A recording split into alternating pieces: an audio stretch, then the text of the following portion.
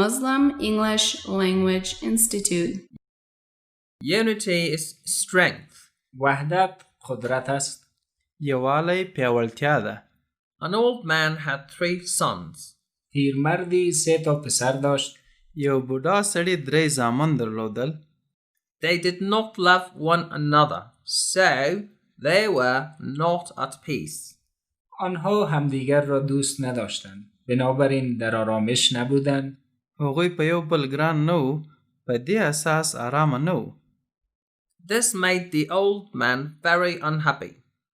این موضوع پیرمرد را بسیار ناراحت کرده بود.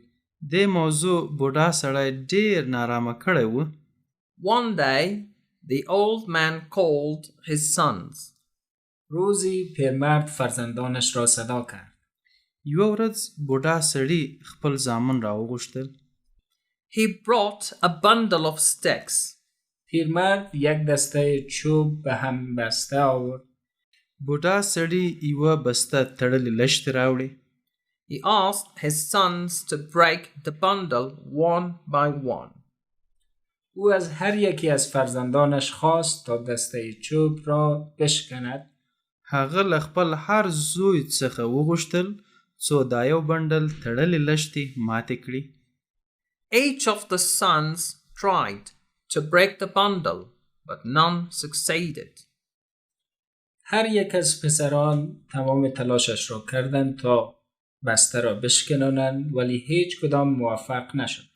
هر یو د دې زامنو هڅه وکړه ترڅو دا لښتې ماتې کړي، اما یو هم بریالی نشو. Then the old man asked his eldest son to untie the bundle. سپس پیرمرد از بزرگترین پسرش خواست تا چوبها را از هم جدا کند. بیا بوډا سړي له خپل مشر زوی څخه وغوښتل چې د لښتو بنډل خلاص کړي. This was done. پسرش این کار را انجام داد. زوی دا کار وکړ. He then gave one stick to each of his sons and said, "Try to break your sticks." پیرمرد یک چوب به هر فرزندش داد و از هر کدام خواست تا آن را بشکند. بوډا سړي هر زوی ته یوه لښته ورکړه او ترې وغوښتل چې لښتې ماتې کړي. Now they broke their sticks very easily. حالا آنها به آسانی چوبهایشان را شکستند. دا ځل هغوی په اسانۍ سره لښتې ماتې کړې. The old man said, مرد پیر گفت. بوډا سړي وویل، "My boys, you have seen that you cannot break the sticks when they are tied together."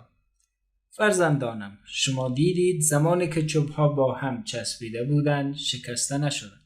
زامنو تاسو ولیدل کله چې لښتې یو بل سره تړلې وي ماتې نه شوې.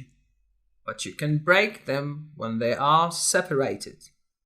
اما زمانی که چوبها را جدا ساختیم هر کدامتان موفق به شکستن آن شدید. خو کله چې مو لښتې بیلې کړې تاسو هر یو د هغو په ماتولو بریالی شوئ. This is the strength of unity. این است قدرت وحدت. دا د یووالي ځواک دی.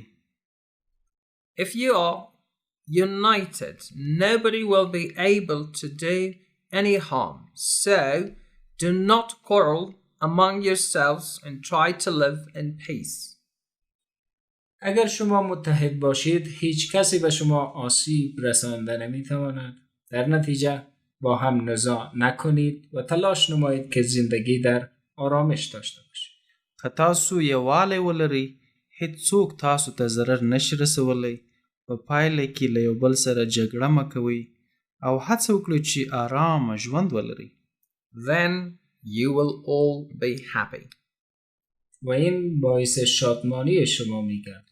او دا ستاسو د سوکالۍ سبب ګرځېږي.